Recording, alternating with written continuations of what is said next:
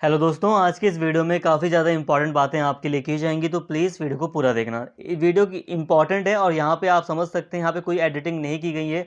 इसका रीज़न ये है कि टाइम बहुत कम था, लेकिन इन्फॉर्मेशन ज़रूरी थी देना, इसलिए वीडियो आपके लिए बनाई गई है। आपका एक डाउट है, देखो कई सारी बातें होंगी, पूरी वीडियो देखना। आपका एक डाउट है, यहाँ पर स्टार्टिंग हम करते हैं। आपका जो पहला डाउट है वो ये है कि सर कितने पेजेस का आंसर लिखें। ठीक है, पेजेस को लेकर आपको डाउट है कि कितने पेजेस का हम आंसर लिख सकते हैं या लिखना है हम। सिंपल सी बात है, मैं रिकमेंड करूंगा आपको, आप 6 पेजेस का आंसर लिख दीजिए। ठीक है, आप एक पेज मतलब एक आंसर 6 पेजेस का लिख दीजिए। ठीक है, आपको 4 क्वेश्चन करने हैं और चारों क्वेश्चन आप 6-6 पेज का लिख कर आइए, आपका बिल्कुल परफेक्ट आंसर हो गया, कोई दिक्कत नहीं है। अब ये 6 पेज का मतलब क्या है?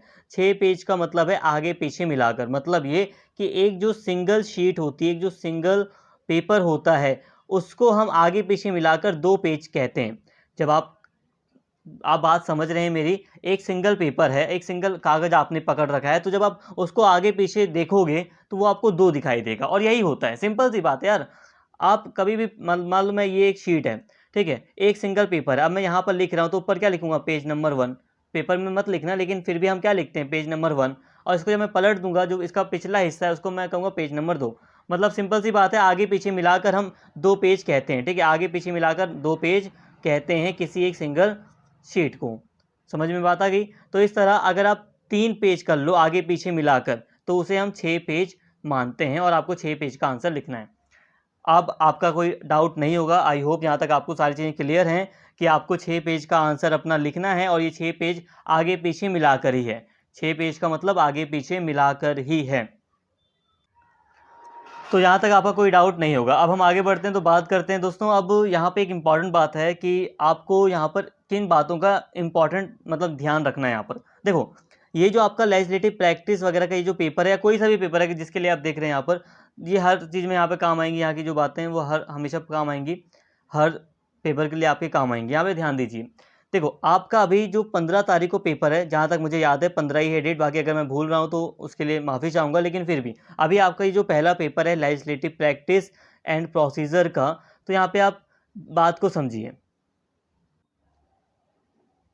यहाँ पे आप बात को समझिए, जो आपका लेजिस्लेटिव का पेपर है वो पहला पेपर है आपका। अब फर्स्ट पेपर में क्या होता है? फर्स्ट पेपर में जो हैंड राइटिंग है वो स्लो होती है, हम इतना लिख नहीं पाते। अगर हम ध्यान से समझें, अगर आप एक एवरेज स्टूडेंट हो, और हो सकता है कई सारे स्टूडेंट ऐसे हैं जो अभी अभी पढ़ना शुरू कर रहे हैं, तो उनके लिए डिफ़िकल्ट हो जाएगा एग्ज़ाम में लिखना, तेज़ी से लिख पाना।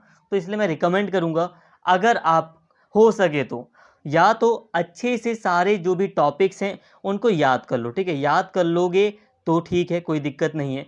या तो आप अपनी राइटिंग प्रैक्टिस कर लो, मतलब 1 2 3 आंसर लिखकर आप प्रैक्टिस कर लो। जैसे कि मान लो मैंने प्रीवियस ईयर का क्वेश्चन पेपर दिखाया, तो आपने एक क्वेश्चन लिया और उस पर लिखना आपने शुरू कर दिया। अब लिखने से क्या हुआ? आपकी एक प्रैक्टिस भी हो गई और आपने अपना एक आंसर तैयार भी कर लिया, जो आपको लग रहा है कि आने के ज़्यादा चांस है।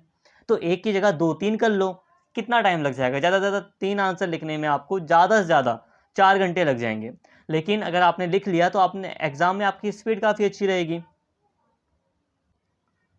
तो एक चीज़ आप यहाँ पर ध्यान दीजिए, आपको 6 पेज का आंसर लिखना है। ठीक है, और 6 पेज का आंसर आप अच्छे से तब लिख सकते हैं जब आपकी स्पीड थोड़ी ठीक हो। ऐसा नहीं कि बहुत बेकार है स्पीड तो आप लिख पाएंगे, नहीं। अगर आपकी स्पीड थोड़ी बहुत भी ठीक है, आप एवरेज स्टूडेंट भी रहें, तो आप लिख देंगे 6 पेज। ऐसा नहीं है कि नहीं लिख पाएंगे, लिख देंगे, ईजी है, ज़्यादा हार्ड नहीं है। लेकिन फिर भी दोस्तों, मैं रिकमेंड करूँगा कि आप जो भी वीडियोज़ हैं, जो भी टॉपिक्स मैंने आपको वीडियोज़ में पढ़ाए ना, अगर आप उन्हें याद कर लें। आप आपका आपका लिखने का मन नहीं है, आप चाहते हैं डायरेक्ट मैं पेपर में बैठकर लिखूं, तो कोई बात नहीं, आप डायरेक्ट पेपर में बैठकर लिखना। हो जाता है कई बार बच्चों के साथ प्रॉब्लम हो जाती है, कई सारे पार्ट टाइम जॉब करने वाले बच्चे भी पढ़ रहे हैं, तो कई सारी प्रॉब्लम फेस करनी पड़ती है उन्हें, और उनके पास टाइम नहीं होता लिख पाना। तो आप कहीं भी बैठे हो चुपचाप, तो वहाँ पर आप रट तो सकते हो ना यार। मैं कह रहा हूँ रट लो। रटने का मतलब ये है, देखो पढ़ा तो आपको मैंने दिया, आपको टॉपिक समझ में भी आ गया, लेकिन वो कंटेंट आपके अंदर कितना देर तक सेव रहेगा, कितना माइंड में आपकी लाइन लाइन बैठी रहेंगी, वही चीज़ आपको 6 पेज लिखने का मतलब हौसला देगी। सिंपल सी बात है, अगर मेरे को कुछ याद ही नहीं है, मुझे टॉपिक क्लियर है, तो मैं कितना लिख पाऊंगा? ज़्यादा से ज़्यादा 3 पेज लिख दूंगा, 5 पेज लिख दूंगा, 6 पेज नहीं लिख पाऊंगा, अगर मुझे बस टॉपिक क्लियर है तो। लेकिन अगर मुझे टॉपिक क्लियर के साथ ही साथ हर एक चीज़ याद भी है कि हाँ, इस टॉपिक में मैंने ये पहले स्टार्टिंग में पढ़ा था, फिर ये पढ़ा था, फिर ये पढ़ा था, अगर मुझे हर चीज़ अच्छे से याद भी है, तब जाके मैं 6 से ज़्यादा पेज भी आंसर लिख सकता हूँ। बात को समझिए, यहाँ पे हमें काम चलाऊ काम नहीं करना है। यहाँ पे हमें बिल्कुल परफेक्ट काम करना है। छोटी छोटी वीडियोज़ हैं या 20 मिनट से भी कम की वीडियोज़ हैं एक यूनिट में, तो अगर आप इसको देख लोगे, वैसे तो किसी किसी के पार्ट भी हैं, अब यहाँ पे डिबेट मत करना, लेकिन फिर भी एवरेज में देखूँ नॉर्मली तो 20 मिनट तक की जो वीडियोज़ हैं, आप उन्हें एक बार देख लो, 2 बार देख लो, फिर उनको याद भी करो।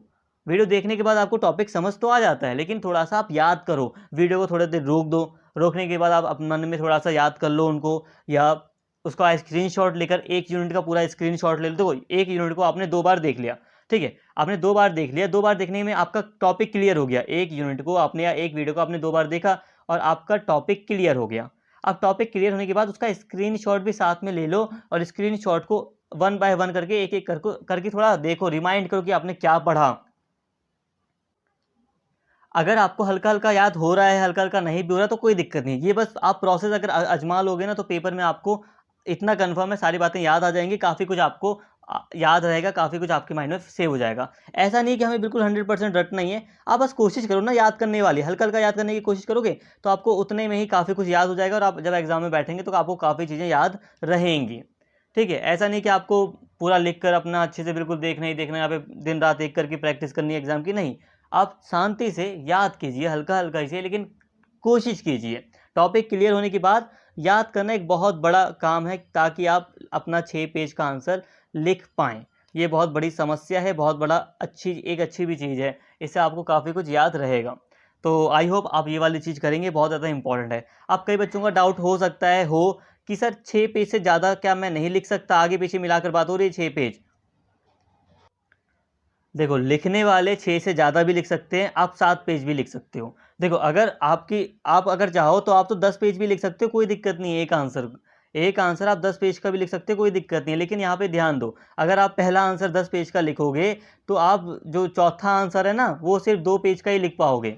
बात को समझिए, आपने पहला 10 पेज का लिखा, फिर आप देखोगे अरे टाइम तो बहुत कम हो गया, फिर आप दूसरा लिखोगे 5 पेज का। अब तीसरे में आप हो सकता है 5 पेज लिख दो, चौथे वाले में आप और डाउट हो जाए, मतलब आपके ऊपर प्रेशर पड़ जाए और आप उससे 2 पेज कर ही लिख कर आओ। अब इसमें आपको देख रहे हो, अब टीचर देखेगा कि ये बच्चा कितना मतलब कैसा है। पहला आंसर 10 पेज का कर रहा है, फिर ये 5 पे आ गया, फिर 5 पे, फिर लास्ट में तो ये 2 पेज ही लिख पा रहा है। मतलब ये बच्चे ने अपनी पूरी स्पीड ही खो दी। मतलब बच्चे ने अपना जो कॉन्फिडेंस था पूरा खो दिया, यहाँ पर आके वो टूट गया पूरी तरह। तो एग्ज़ामिनर समझ जाता है कि बच्चे ने अपनी जो होप थी वो लूज़ कर दी, जो भी मतलब उसका कॉन्फिडेंस था वो छूट गया उसका। तो ऐसे मत करना कि एक पेज आपने 7 पेज का कर दिया, मतलब एक आंसर, और दूसरा लास्ट वाला आंसर आप 4 पेज का कर रहे हैं। तो इसीलिए मैं कह रहा हूँ एवरेज लेकर चलो तो 6-6 पेज आपके लिए सही रहेंगे। ठीक है? 6 पेज आपके लिए सही रहेंगे एवरेज। बाकी जिनकी स्पीड अच्छी है मैं कहूँगा उनसे 7 पेज कर लें, कोई दिक्कत नहीं है। 7 पेज भी बिल्कुल बहुत हाईएस्ट अच्छा है। हिंदी मीडियम के हिसाब से 7 पेज बहुत ज़्यादा है, अच्छा है। लेकिन हाँ, 6 पेज से कम मत करना यार। 6 पेज से कम, अगर आपको बहुत ज़्यादा स्पीड कम है जिन बच्चों की, तो आप 5 पेज कर सकते हो। जिनकी कम है बस मैं उन्हीं के लिए कहूँगा कि आप 5 पेज लिखो। बात को समझो। एक अच्छे स्टूडेंट, एक एवरेज स्टूडेंट की, नॉर्मल स्टूडेंट के लिए है आप 6 पेज लिखिए, बिल्कुल परफेक्ट है ये। जो एक बहुत ज़्यादा हाई बच्चा है जिसको स्पीड बहुत अच्छी है, जो चाहता है कि मैं और अच्छा करूँ एग्ज़ाम में, और हो सकता है वो काफ़ी महीनों से पढ़ रहा हो, तो वो 7 पेज का आंसर लिख दें। लेकिन हाँ, साथ कोशिश करें कि वो सारे ही 7-7 पेज के लिखे। अगर एक आध 6 पेज का भी होता है क्वेश्चन तो कोई बात नहीं, 6-7 6-7 करके लिख दें, कोई दिक्कत नहीं है। ठीक है? और जो बिल्कुल कमज़ोर बच्चे हैं, जो बहुत कमज़ोर हैं, तो भाई आप 5 पेज तो कम से कम लिख कर आओ ही आओ यार। पास होना है ना अच्छे से, बिना निश्चिंत होकर, अगर अगर आपको पास होना है निश्चिंत होकर, तो 5 पेज आप लिख कर आओ। और बहुत बच्चे कहते हैं मैं 3 पेज लिख कर आता हूँ, 2 पेज लिख कर आता हूँ, फिर भी पास हो जाता हूँ। बहुत ऐसे भी बच्चे हैं जो रिकमेंड कर दे, मतलब कई बार ऐसा कमेंट करते हैं। तो देखो यार, रिस्क मत लो, ठीक है? रिस्क मत लो, ये सब ऐसे छोड़ो। मैं ऑथेंटिक चीज़ें बता रहा हूँ आपको, जो प्रोफ़ेसर आपसे चाहते हैं मैं उतना पेज आपको बता रहा हूँ।